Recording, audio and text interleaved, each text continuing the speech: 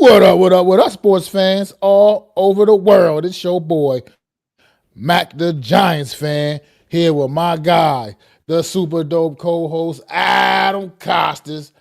Other fellow horseman right now, Zion Zenith ain't able to make it this week. Hopefully, he'll be back next week.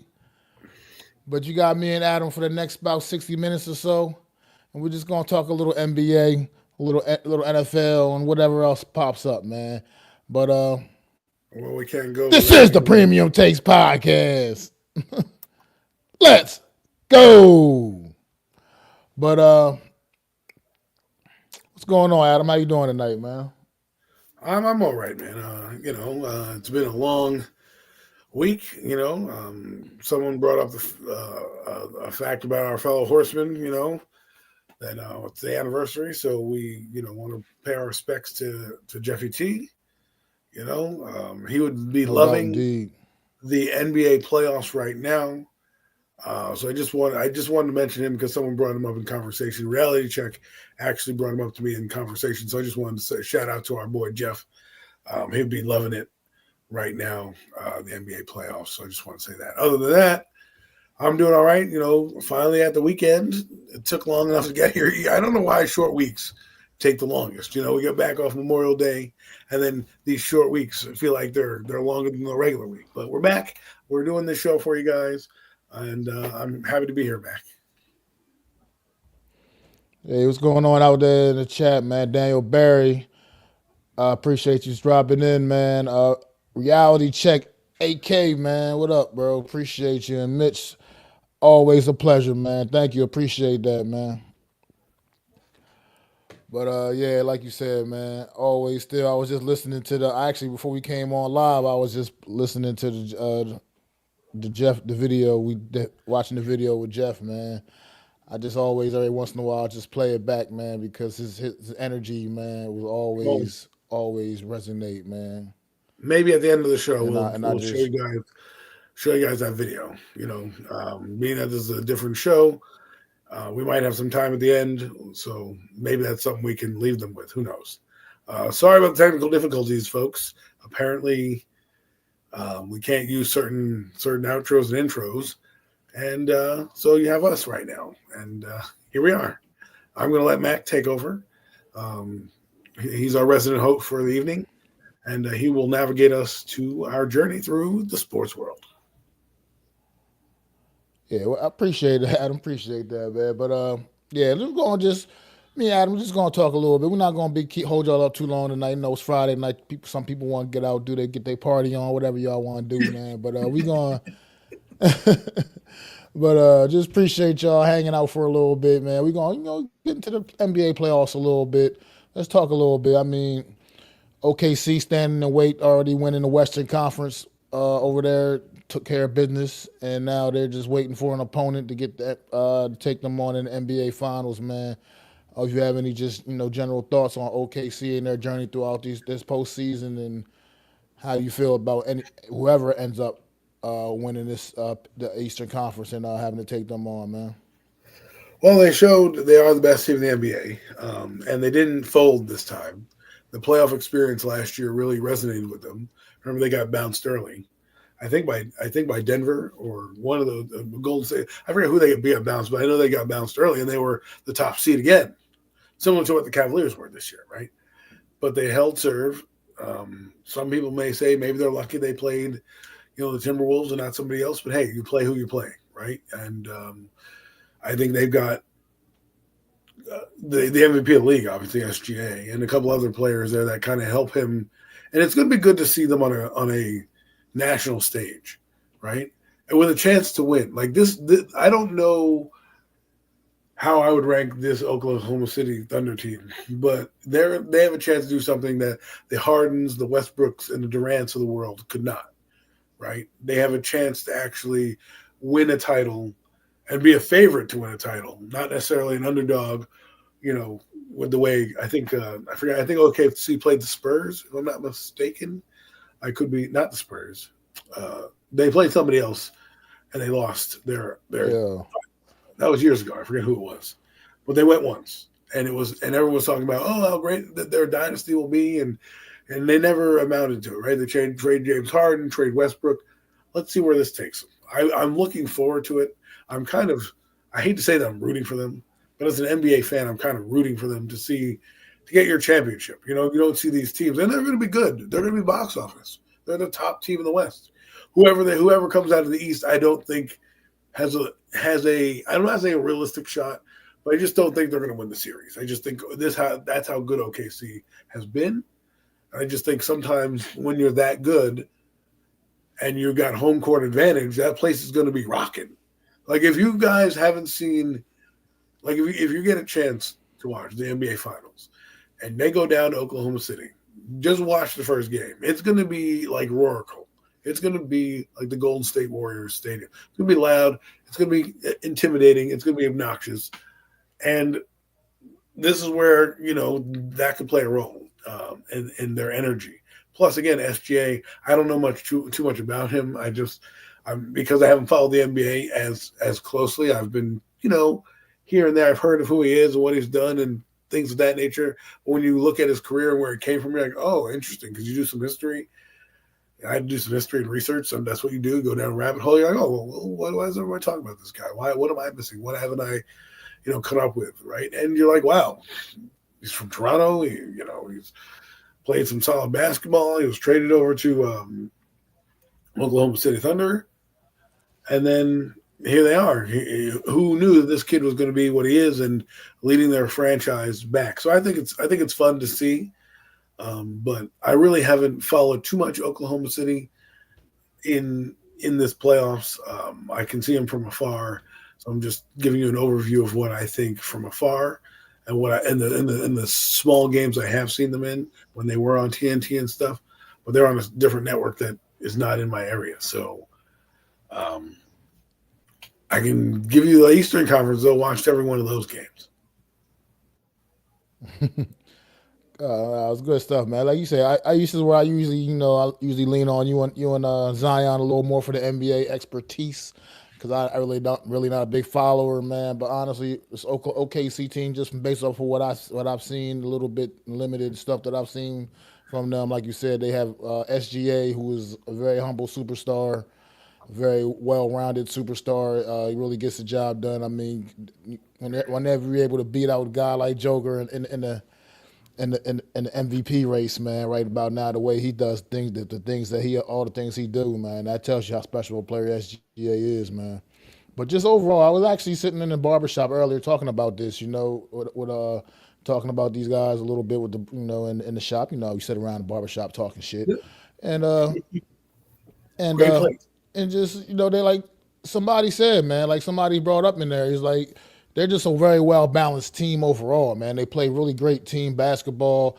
It's no selfishness really with this team. If SGA is kind of struggling a little bit one night, the superstar struggling a bit, they're still able to rally together and get things accomplished, man. That's going to make them a tough out, man. No matter who wins between the Knicks or the Pacers, man, they're going to be going in against a team that I think is primed and ready, man.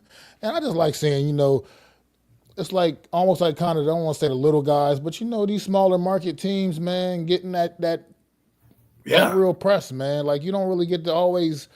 It's all about the big market teams when it comes to the national media and when it comes to all the sports leagues. To be honest, it's mostly always about the bigger market teams like that. So it's good to see a smaller market team like OKC, man, out there doing their thing, man, and getting exposure that they deserve because they're a very good, like you said, they're the best basketball team and they're the best team in the league. So it's good to see them getting the exposure that they so much deserve, man. It's sad because this should be the Seattle Supersonics' second NBA Finals trip, right? But instead, the Supersonics move to OKC, and now OKC is getting a chance to go back to the finals and really maybe see a new dynasty. Dare I say, if they win, I think they're that good. Where they were already good last year. They were the number one seed last year, I think. And they've been a high seed in the playoffs for the last couple of years, right? Then they lost Denver one year, and they didn't win last year, obviously, and then this year they're the number one seed again. Who knows what's going to happen? You only have a small window, and what you want. Legacies are now being built, especially in basketball, on the multi-championship windows, right? People have forgotten that Toronto won a championship, right? It's come and gone. You win Hmm. multiple. You're being talked about forever, for decades, right? And this team has something like you said, a small market team that hasn't really done it. When's the last small market team we've seen win an NBA title? Toronto. I don't not Toronto. They're pretty big, but I don't know. Yeah, I mean, yeah. I Toronto was can't even think right now offhand. Like, like, I mean, just think about it, right? So it's going to be good for the NBA to get another team some exposure. Let's see what they can do, right? Because they have a big three on their team. They have three kind of guys that they lean on. I saw on one of the social media platforms, I forget which one, that they had like Westbrook, Harden, and Durant, and then SGA, his center. I forget who his center is. Another guard, I think, player. I forget what their names were. I really wish I remember or could remember the post, but it was just interesting to see like the legacy and like, wow, they could do something that the other three superstars who still are in the league, by the way, those three guys are still in the league, and only one's won a championship hmm, outside of those three guys. So they have something they can build a new legacy here and really rewrite Oklahoma City basketball and be like what Golden State used to be. I mean, Golden State's a bigger market, but for the longest time, Golden State was an afterthought. They were, Baron Davis won a playoff game. Woo, yay! They won. They beat Dallas that one year, right? And then they eventually lost. But then they finally get to the finals, punch their ticket, and they were back for a decade. They went from 2015 to basically like last year, I think they were in the finals. So it's just crazy to see because they have Curry, they had Klay Thompson, they had Draymond Green all in their primes. You got three guys now on that team, and you already know that you're the cream of the crop in the Western Conference. It's your time to shine, and it starts on Thursday. We get to see what they do. Hopefully, they'll come out playing guns a blazing, but don't be alarmed if they come out a little sluggish. They have had a lot of time off. I mean, think about it. It's going to be almost a week since they played. Whereas this other series that we are going to get into, who knows? It could end on Monday. It could end on Saturday. Who knows? yeah. I mean, at this point right now, I mean, look, let's get into the Knicks Pacers. This has been a great series over in the Eastern Conference, man. Damn, the Rockies are terrible, but it's been a great series in the Eastern Conference between the Knicks and the Pacers. And the Pacers, this is like let's quite frankly, the Knicks are they're getting the Knicks' best shot right now. It looks like I mean this game 5 was a must win for the Knicks, backs against the wall, and they went in there and they handled their business, man. I mean this series could definitely a few breaks here one way or another. This series could be a lot different for the Knicks and the Knicks' favor. I mean obviously the Knicks should have definitely took care of business in game 1 in the Garden and that miraculous comeback. Tyrese Halliburton led the Pacers back all the way back in the Garden in that game 1 epic finish to that game, man. But that was a game the Knicks had well in hand, and they just didn't quite close the deal. And this whole series has been kind of like that with both of these teams, man. It's been a lot of back and forth. It's been great, must see TV, man. I wish I'd been able to see a little more of it, but it's definitely been pretty awesome, man. I don't know your thoughts on this series thus far. You said you've had a closer eye on this one, Yes. man. It's been really impressive, though. I've watched every game. To get into the flow of it. I mean, the Knicks. My friends are Knicks fans. Remember, I used to be a Knicks fan years ago, but I planted my loyalty flags to the Nets when I moved into certain regions of the world. So what I'm watching is what I thought was funny is this series reminds me of the World Series for the Yankees because I believe the Yankees lost the World Series in Game 1 with the epic comeback from the LA Dodgers. I thought once that collapse happened, they were reeling and it was hard for them to kind of come back from that, right? I think Game 1 for the Knicks was that.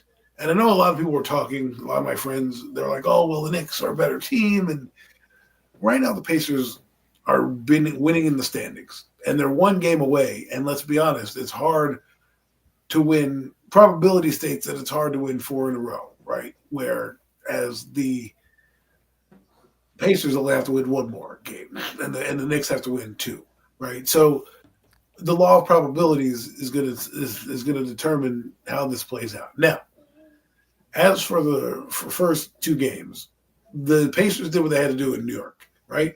They stole game one in an epic fashion, a classic game that probably will be replaying for years to come. That's how epic it was. It was that much fun. If you're a basketball fan, you love it. If you're a Knicks fan and you don't win the series, you're going to hate it. And it's going to be a thorn in your side. If you're an Indiana Pacer fan and you win the series, it could be one of those things that, says, oh my God, I can't believe we got to the finals. Or it could be one of those things where it was just a flash in the pan moment because you don't seal a deal, right?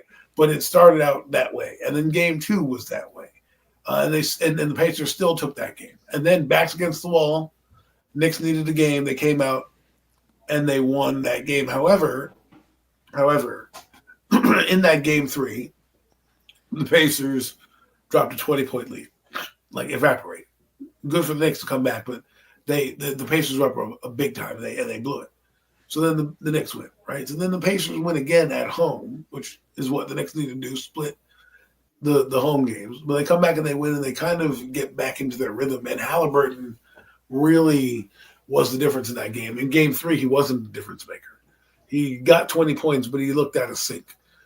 And Stan Van Gundy on the broadcast goes, when Halliburton is on and they still show a stat, when he scores 20 points, the Pacers almost win every game. It's like insane, right? The only game they hadn't won was the game three where he had 20 points. This game he had 6. Okay. So in game three, he had 20. In game four, he had 32 points. And it was a different show. This game in game 5, I knew the Knicks were going to come out guns blazing. They had to. There was no way the Knicks could come out like that and not play. And the interesting thing, though, is they went wall to wall with that energy, right? Which is very draining. And for the Pacers, you could tell by their body language a little bit, their shots weren't dropping that night. For whatever reason, they just weren't. It wasn't that they weren't getting good looks. They were getting some decent looks here and there.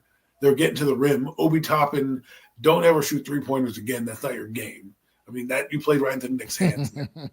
I'm just saying, right? I mean, a lot of guys. Brunson had a fantastic game. Lifted Karl Anthony Towns. Well, for as soft of a big man he is, he does play strong at times. And I got to give him credit.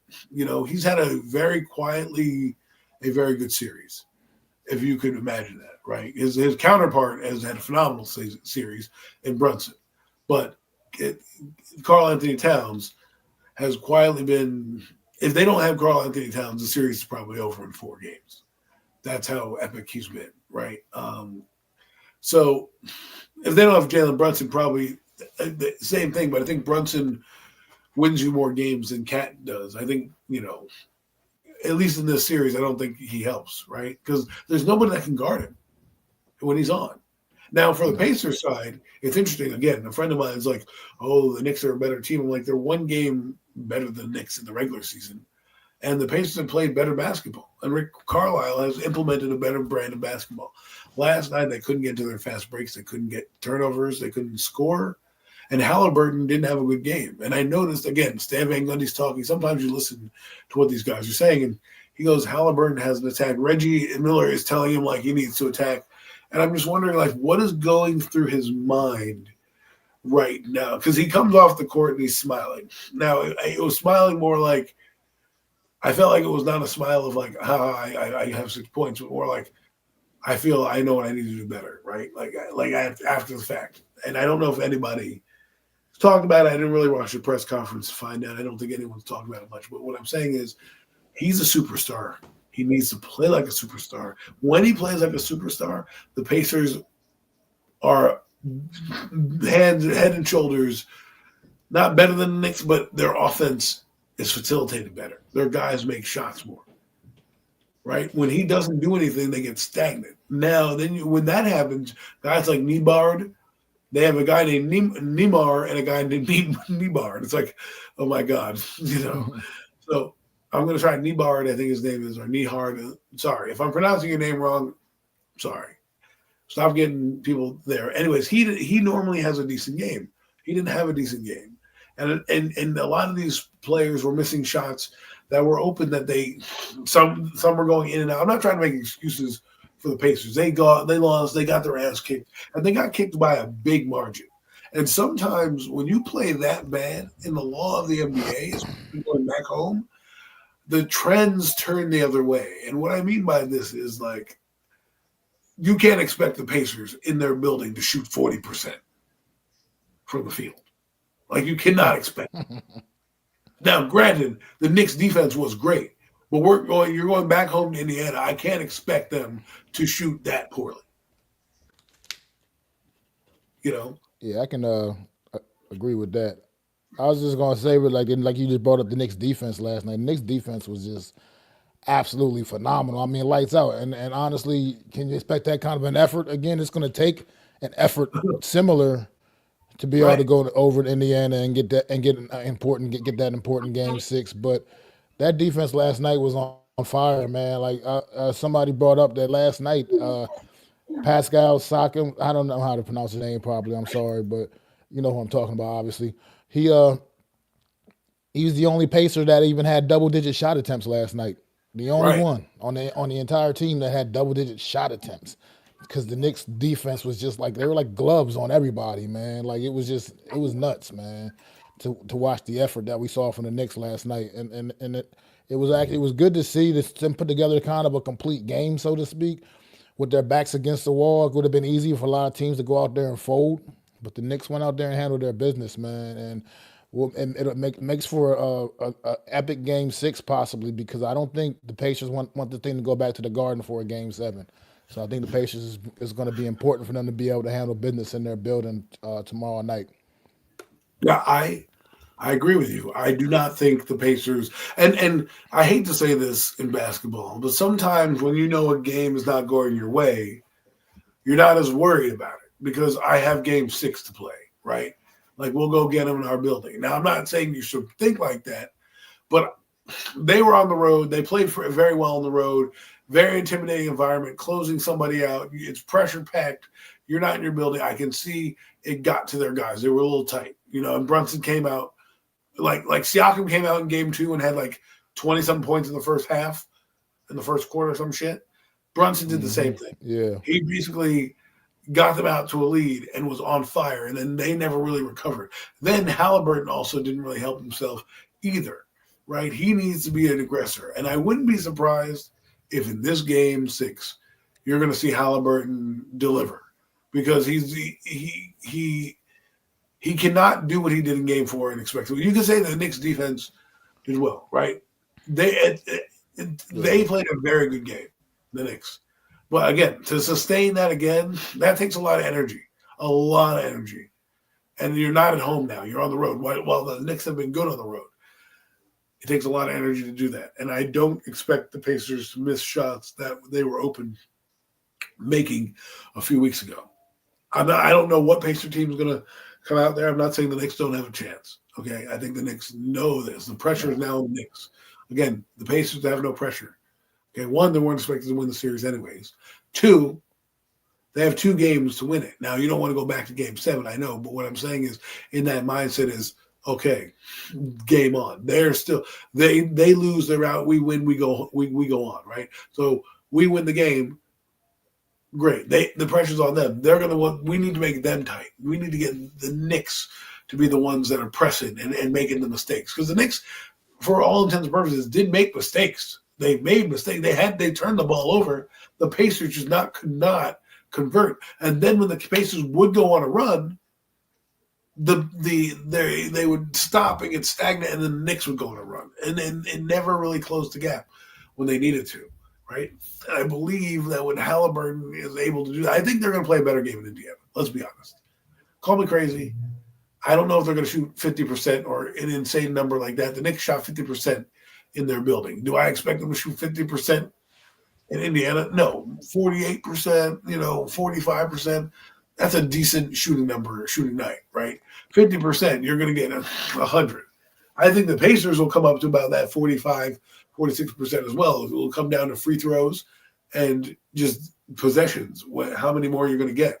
Because what has absolutely killed the Pacers is Mr. Robinson. Okay, Mr. Robinson's neighborhood. He is just absolute beast on the boards. There's nobody that bodies him. And the issue that you have is with the Pacers is that their bigs are very, I wouldn't say finesse is the right word, but Turner is he's a decent player, but he's not a shot blocker. Even though he can block shots, he's not athletic as Robinson is, right? And he's more of a shooter and a big body. But when he gets into foul trouble and he gets out the game, and now that he's starting Robinson, he's a nightmare underneath the boards. And so those second chance points are going to need to be eliminated. You're going to like if let's say for mathematical purposes, I don't have the stats in front of me. I'm sure Matt can look them up, or I can get them for you in a minute. If they had the ball, let's say, 50% of the time, 10 times, right, with offensive rebounds. If they cut those offensive rebounds in half, or those 5 possessions in half, the Pacers, because they don't have the bodies to get them, but you have to not always give up and concede. If you can cut some of those down and bring those numbers down, obviously in this series you just have to concede that you're going to give an offensive rebound. What are we going to do? We need everybody to try to get their hand up and tip the ball up because we need that extra possession, right? The Knicks are getting that. So the Pacers have to figure out a way to eliminate giving up so many offensive rebounds. And what I mean, like I said, what I was saying before was they gave up a lot, and it hurts them. If they can reduce that and get a couple of their own offensive boards and tip back ins and bunnies that they score, they'll have a better shot at winning this game. I think the Pacers have to. I mean, the Pacers I'm not saying the Pacers don't have pressure. What I'm saying is when you have a team that goes into New York that tight in an elimination game, right? The Pacers looked out of sorts. I don't think they're going to come out like that. Rick Carlisle is a good coach. He's going to make their adjustments. The kid off the bench, I forget what his name is.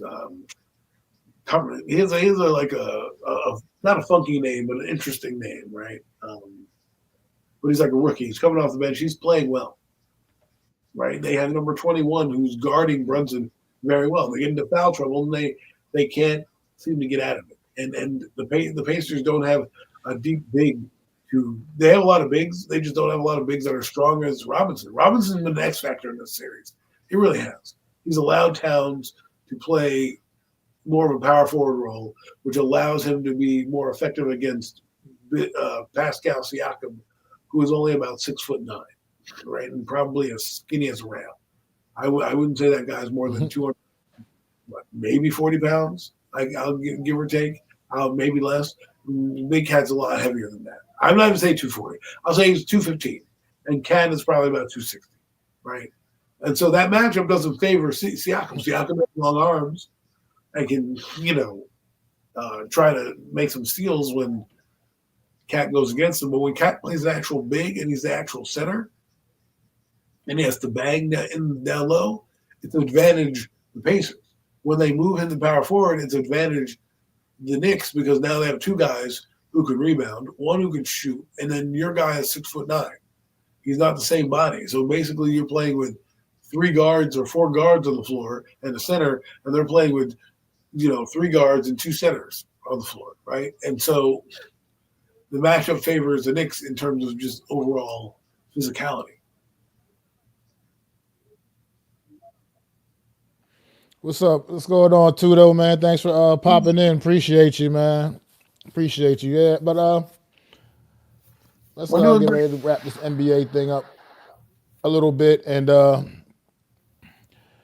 I just think the Knicks Pacers. I think the Pacers are going to definitely make a strong, conscious effort to get Halliburton going early tomorrow night. I think they're going to really put emphasis on that for obvious reasons. Because they do have a lot more success when he's successful. So I think they're going to figure out a way to try to get him going early.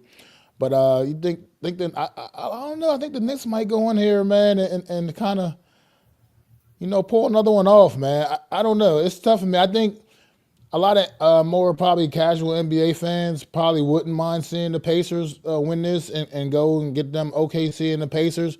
But I know the NBA probably much rather see the New York Knicks win the Eastern Conference at this point now and get and go to the finals just for marketing purposes. You know what I mean? Big market, have one of those big market teams, and the thing, man. So we I just think that that's what the NBA probably would prefer. But I think the Knicks can kind of pull this off too tomorrow night and maybe force We'll a game see. seven. I don't know how what your views are.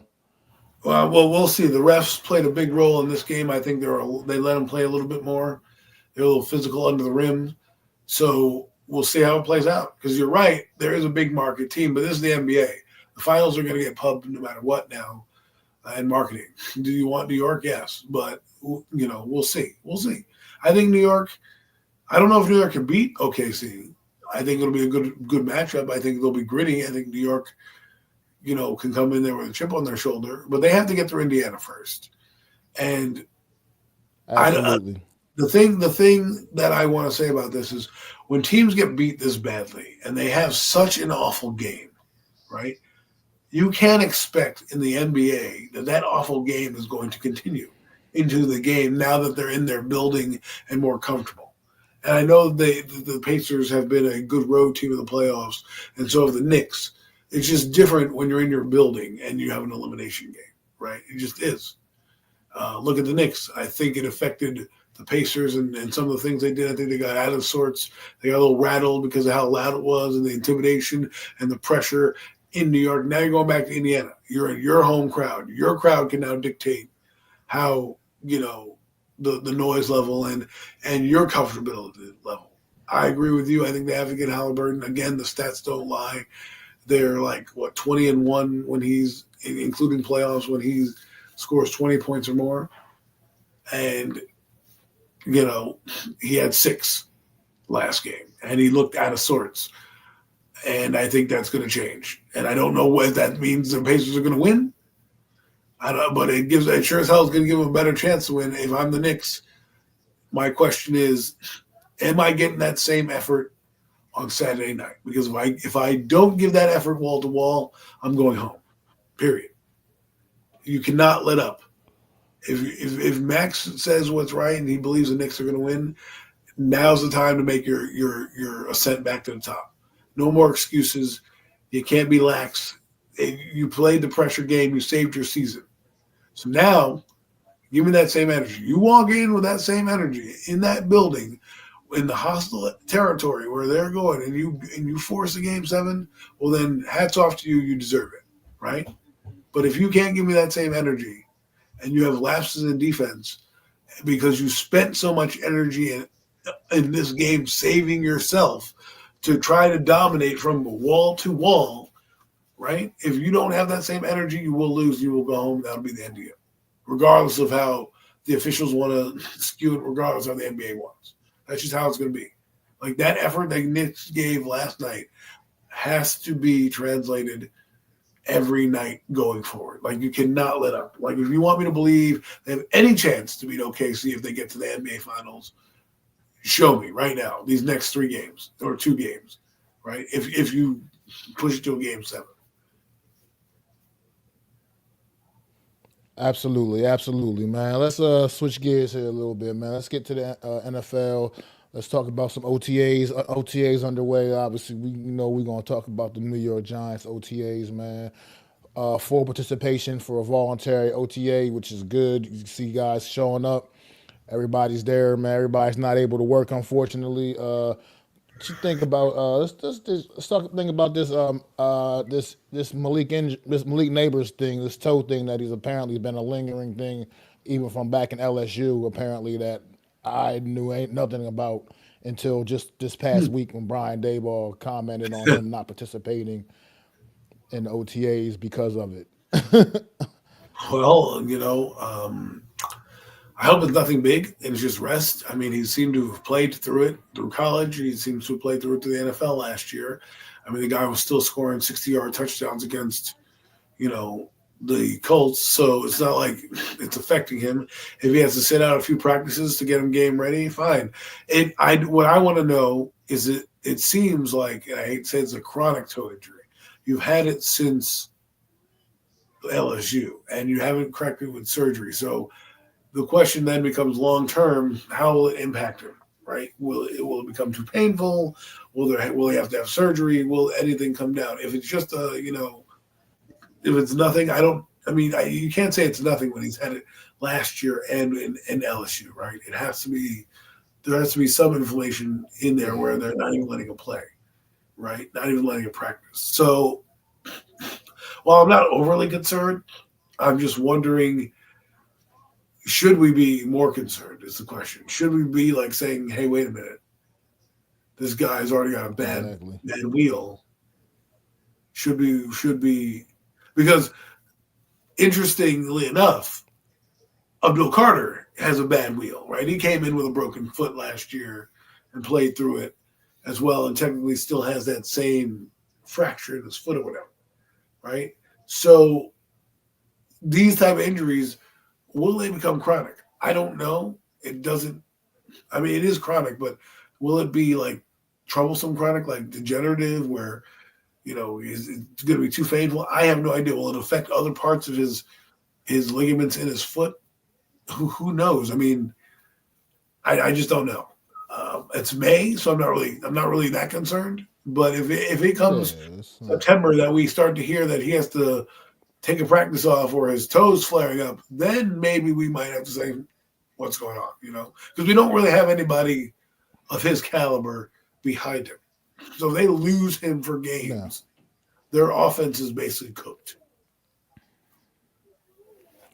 I mean, it's just with me. It's just with the recent history with the New York Giants and the handling of some injuries. It just always makes me a little wary right now when you hear about some of these guys and some of these things. Brian Daboll's Yeah, rest assured he's kind of brushing it off, saying no big deal, it's nothing serious. We're just being overly cautious with him right now. I mean, and for what it's worth, yeah, Malik Neighbors is a dog. He's not missing anything out there. Pretty much running against air basically most of the time. In OTAs. I mean, in the spring and May. So I right. mean, We need him if he against take a Washington. little bit of rest, exactly. A little rest is if that's what's going to take. A little rest, then that's fine in the springtime.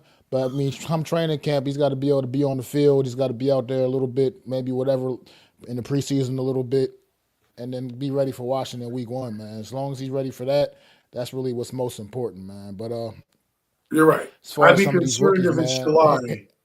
I'd be concerned if it's July and I yeah, hear that he's on the pup list or something. Then I'm gonna be like, oh damn! Like, yeah, is he gonna take a wrong? yeah, Because he's cutting on that turf, right? It can't be easy to cut on that turf with a painful toe. And then will it be a flare up in a game where he jams it or hits it where it's too painful to run for the rest of it? Like, that's what I'm going to be concerned. July. I'll give him till July. If he comes in training camp and he's running routes, then we won't need to worry about nothing. yeah. And rookies, man. Let's talk to some of these rookies, man. Turning head, a few of them turning heads a little bit. Hearing some really good things, man. Last week, Abdul Carter put pen to paper. Today, Jackson Dart put pen to paper earlier today, man.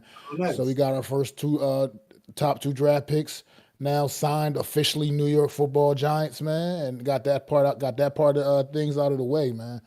And just see it, Jackson Dart, man, looking really sharp so far throughout these first week of OTAs, looking doing some impressive things, turning heads, man, in camp, man, and hearing some other good things about like some of the other guys. Marcus Bowe has been pretty impressive for what it's worth. I mean, I know the linemen can't really do but so much anyway, but still, people seem to be quite impressed with this young man as well. Also, seventh round draft pick Thomas Fedoni, also another guy has been turning heads a little bit throughout the spring so far, man. I don't know what you think about what you heard about some of these rookies thus far throughout the spring, man. But thoughts, man.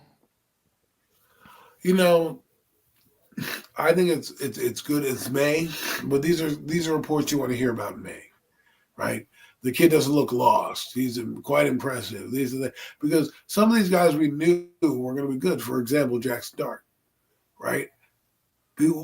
If he plays well enough, what does that mean for Russell Wilson?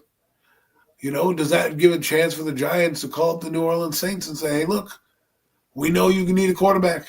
Maybe in training camp because what's his face, Tyler sucks, and Spencer Rattler's not the guy we think he is, or he's not living up to his billing or hype.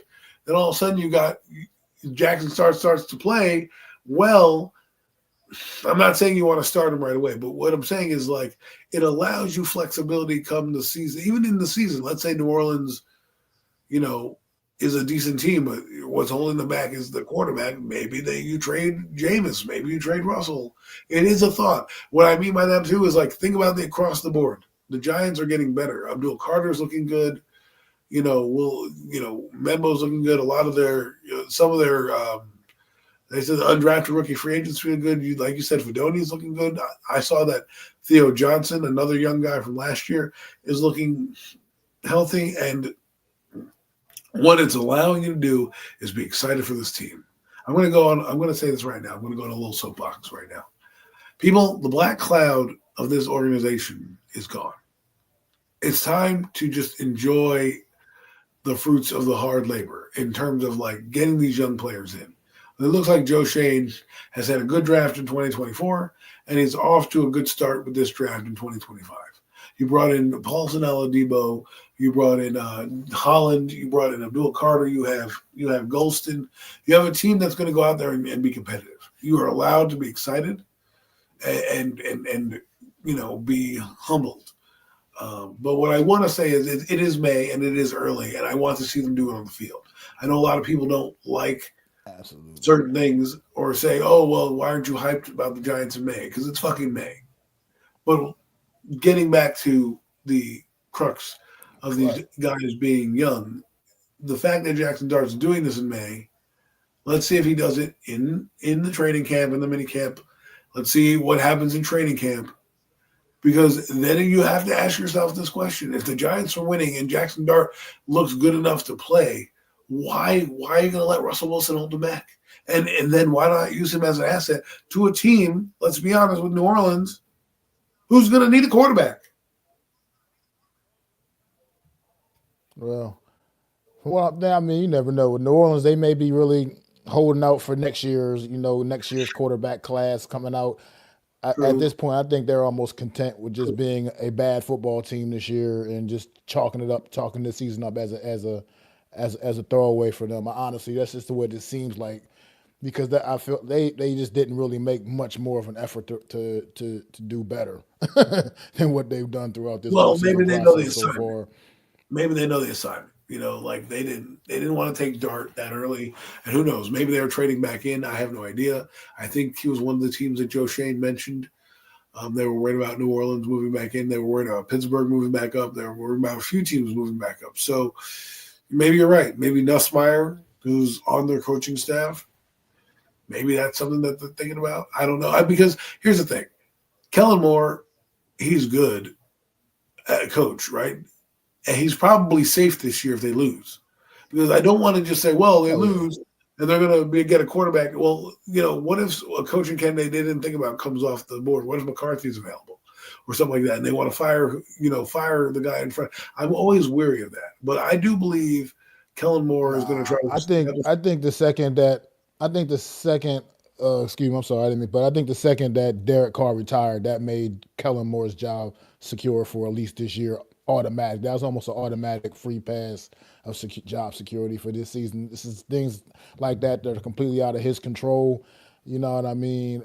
At this point, you got to get this guy a fair chance, and I think it would be terrible to dismiss him after a season that you pretty much expect and kind of know is going to be not a very good year for the New Orleans Saints. I mean, let's just face it.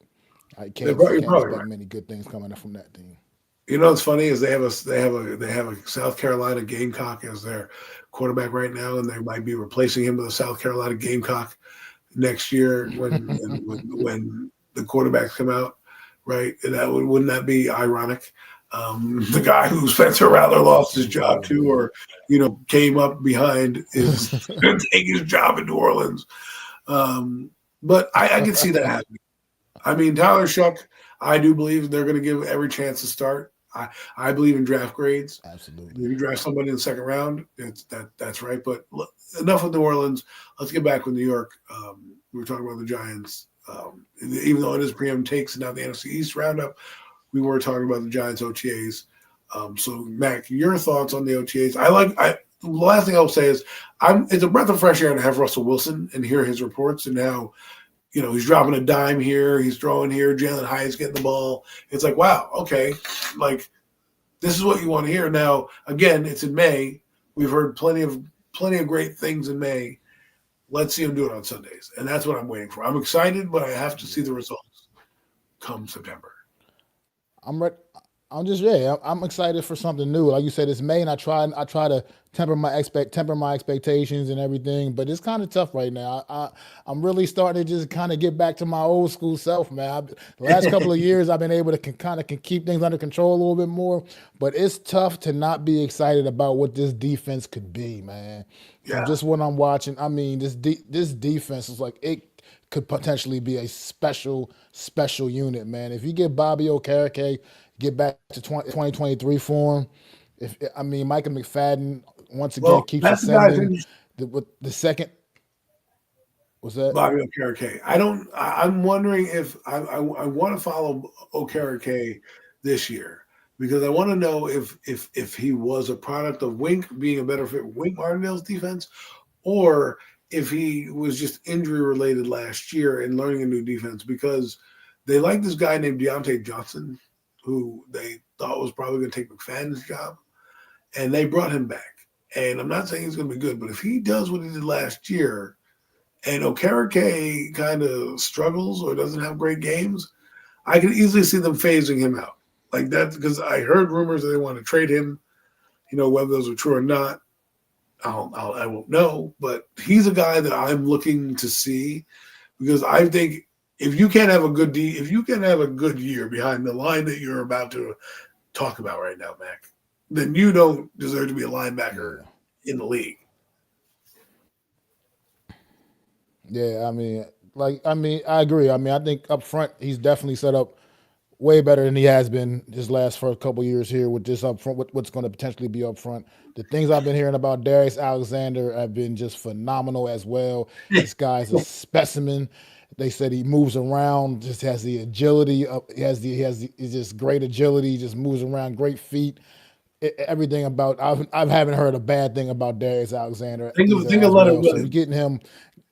If you like You get Leonard a guy, Williams, yeah, you get a guy like that in there with Dexter Lawrence, man. Oh, like you said, it reminds you of that combination and the things that they were able to get done on the field together when we had Dexter Lawrence and do Leonard we have a Williams bad together. run So it's game kind of with Leonard giving those Williams? things.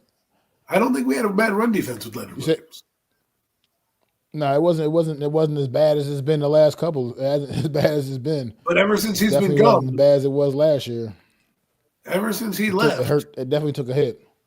so then Yeah, it took a Darius hit big Alexander to time. me has the same kind of body type as Leonard Williams, and putting him next to Dexter, I don't know if he'll start. I mean, I think he will. I hope he earns a job, but let's just say he starts, right? That Leonard Williams' best asset was being a disruptor. Creating havoc in the backfield, right? I mean, you're seeing it in Seattle right now. I mean, he's a very good player. He's not a Hall of Fame player, but he's very good, Leonard Williams. And if you give me half of that guy in Darius Alexander, who we take Leonard Williams for granted because he doesn't get the sack numbers every year, right?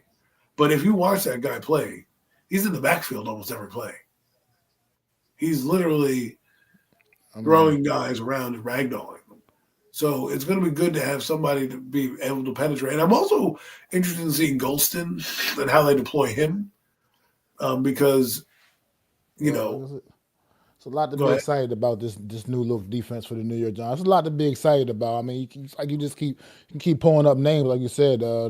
Joe Shane really had a strong offseason, at least on paper. It looks like. I mean, this defense could people look top 10 defense, sure, but I think this defense could potentially even ascend to a top 5 defense. To be honest, if people guys stay healthy, this because we haven't even talked about the secondary yet. The improvements on the secondary as well. The addition of Paulson Adebo, Javon Holland. I mean, it sets the secondary up for more success too. Deontay Banks, a lot of the pressure taken off of him now. From being having to be that number one guy, taking on the number one receivers. You got You got a guy in Paulson Adebo now to take some of that pressure off of that young man. So hopefully he can get back to his form from his rookie season, the things he was showing us, Deontay Banks, and also in the Tyler Newman, the effect that with the addition of Javon Holland can have on Tyler Newman, can have Tyler Newman roaming a little bit more back there in the secondary. Maybe he can create some more turnovers, get some interceptions. I mean, he was a tackling machine a season ago. Well, Led the maybe it team in allows him to tackles go up to to the point where he the was line of injured, scrimmage now. Allows him to move and up to the line still of scrimmage. led the team in tackles up to the point where he was injured last season, and he still finished second on the team. And if I'm not mistaken, he might have just got edged out from being the rookie tackling leader last season, and took to like the last week of the season with somebody to catch him in that. And Tyler Newman would miss like the last 4 games or so, I think, if I'm not mistaken, of the season last year or something like that. So, I mean, this young man can take another step forward this year, hopefully. And then also, Drew Phillips is my guy. That's a plugger. That's my guy. Drew Phillips, he's just something about that kid's energy from a season ago, man. What he brought in the slot and that nickel backer position, kind of that slot corner. I think this is. Yeah, I'm excited to see this defense if it can get clicking on all cylinders, man. If Shane Bond can't get these guys going, man, I don't know what I mean. I just don't know. I just can't. I'm excited to see the rotation on the D line with Kayvon Thibodeau, Burns, and Abdul Carter. Like I said, Dexter Lawrence maybe being able to keep him a little more fresher, being able to give him a few more breaks here and there, keep him a little fresher. I'm excited, man. Let As me far ask as you on the this. defense, I think the defense can be really, really special. What's up?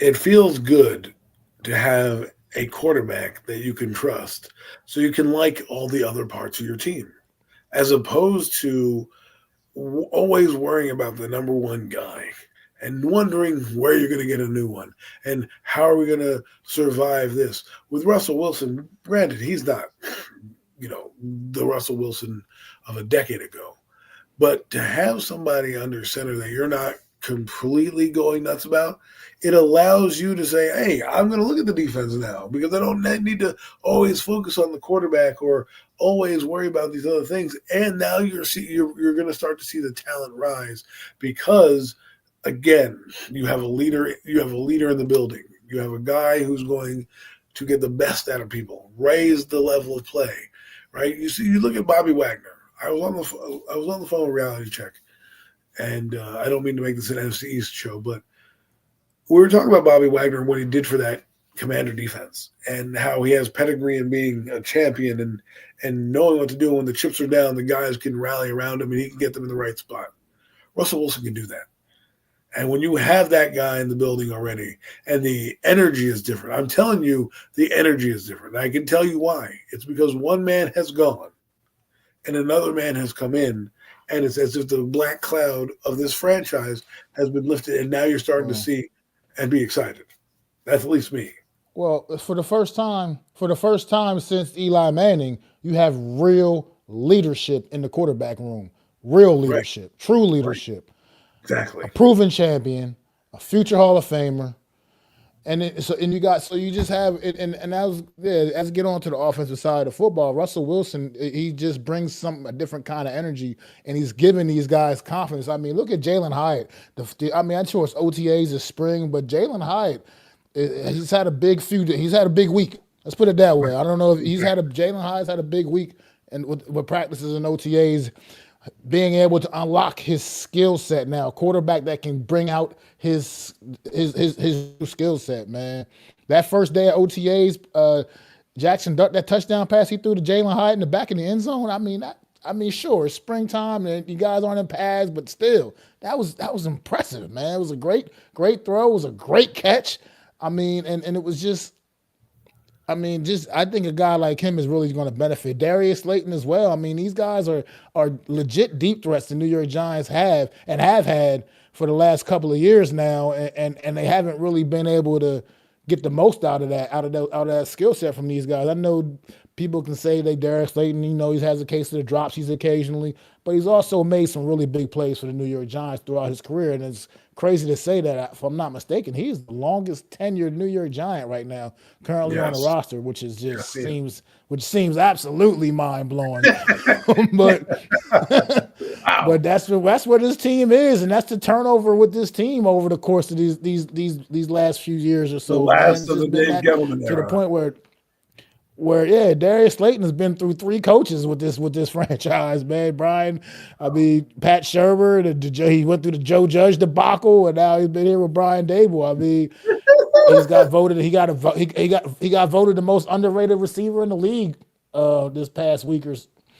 I don't know. They're saying People, I guess, it's do a breakout sound. year. Guess people around the league do put a little respect on his name. I guess you go back and look at things he was able to get done his rookie season, and he hasn't quite got back to quite that throughout the last several years. But his injuries had a lot to do with that as well, And the and quarterback it's just play. quarterback play in general. His rookie season, like I said, him and Daniel came in the same year. Daniel didn't see him as squeamish throwing the ball down the field then, and he was able to untap some of that Darius Slayton's stronger qualities, man. And then Rod Taylor. obviously Daniel Jones turned into check down Charlie the rest of his tenure with the New York Giants, and just haven't been able to just haven't been able to unlock all of that. So I'm excited to have quarterbacks in the room that can bring all of that out, bring the full skill sets of these receivers out, man. Like, say what you want about James Winston, he's going to turn the ball over. You know he's going to do that, but you know he's also going to unload that thing down the field as well.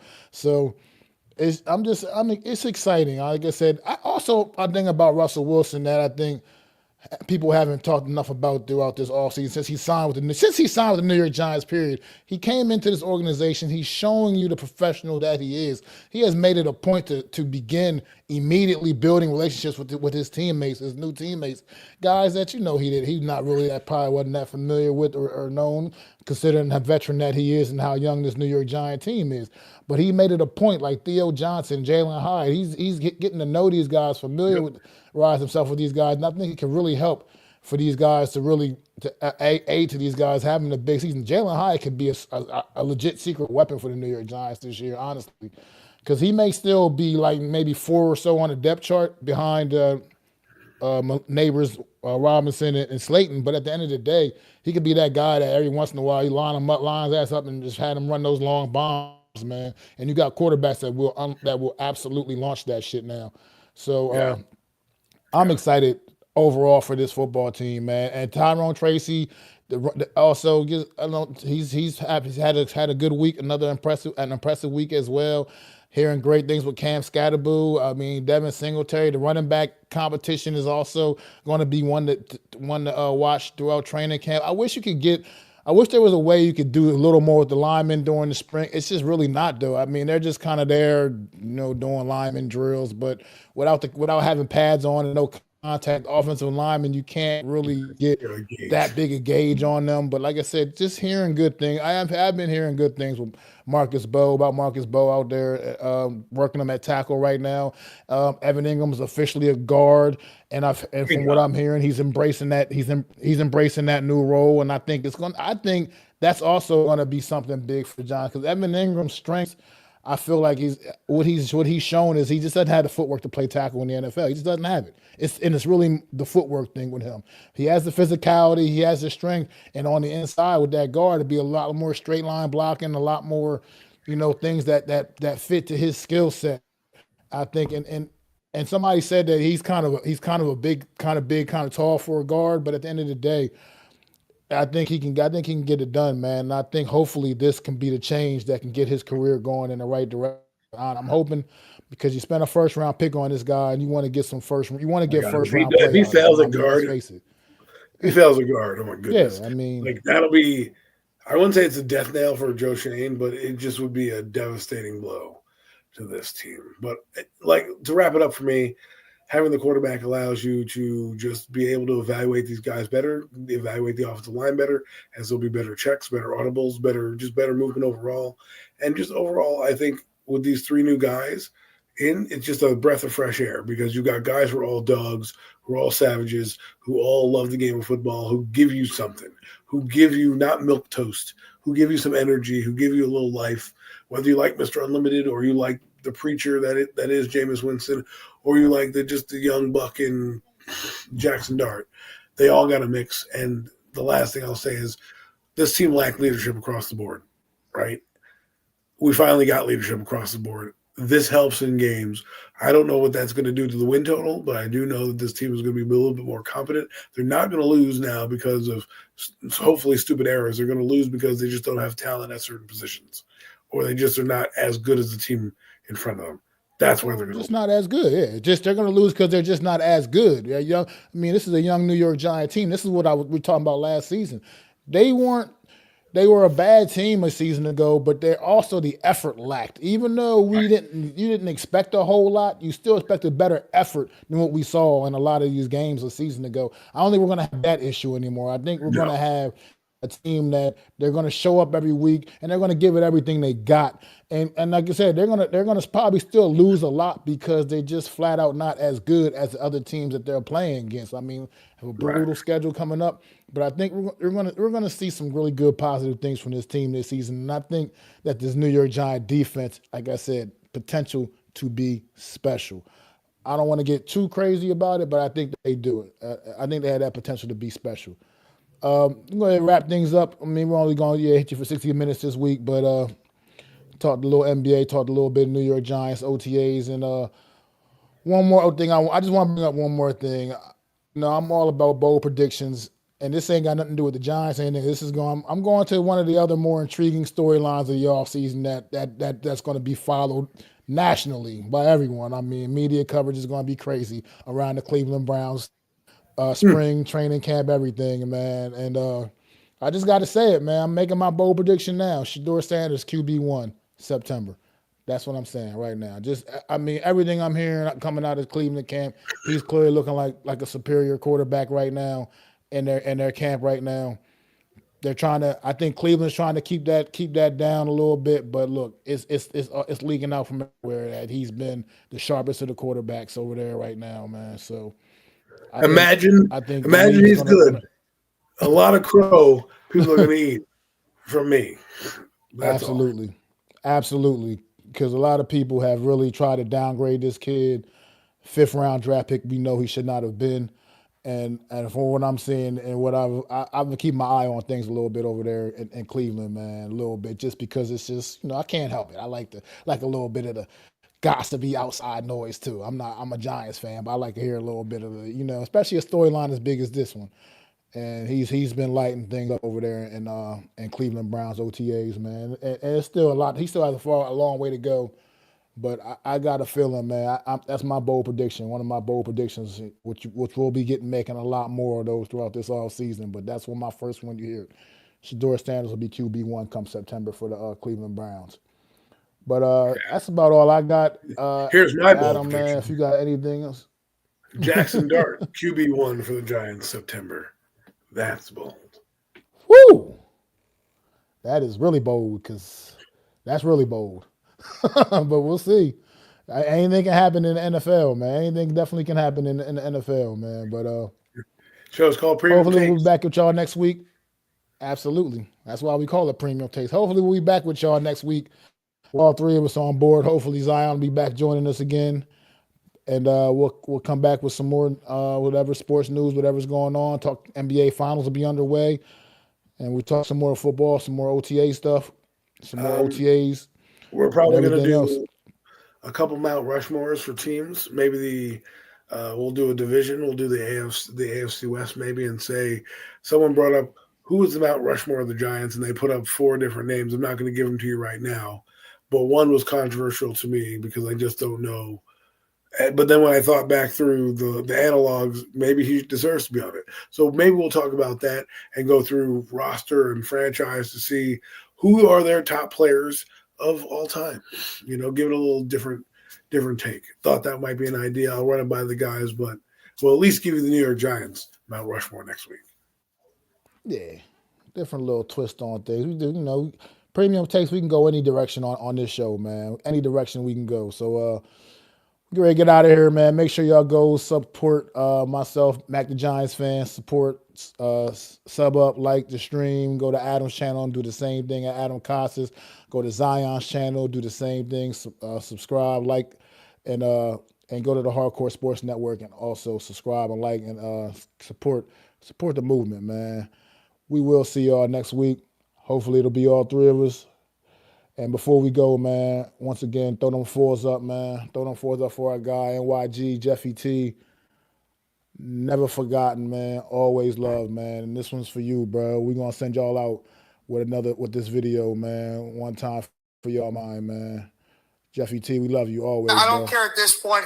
San Francisco could put out one of us as the starter at quarterback. I mean, Taylor Heineke came out. He had himself not an amazing game, but he had himself a efficient game. 26 for 32, passed for 256 yards. He had a touchdown and no interceptions. He had 110 quarterback rating, so that's pretty solid for his first week. For that last week, Zach Wheeler, Noah Syndergaard, Steven Matz, and who's the fifth one? Jacob DeGrom. Starting pitching's great. We're going to be blowing people away. I don't even think the starting pitching all pitched at one time together. WWE is in the position that they are now, and why they transitioned more to the indie style based wrestling, compared to what they used to be back in the 90s and the 2000s, where it was more about the big macho man guys.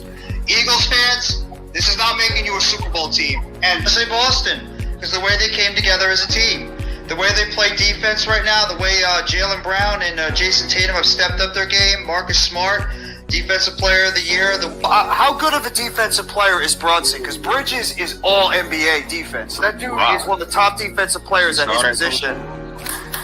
Yes! Oh, wow. Yes! Let's go! That's exactly what I wanted, and that's exactly what we're getting, baby. Okay. Let's go! Okay. That's my top guy on the boards, and Deontay Banks is a New York freaking Giant. Let's go, baby!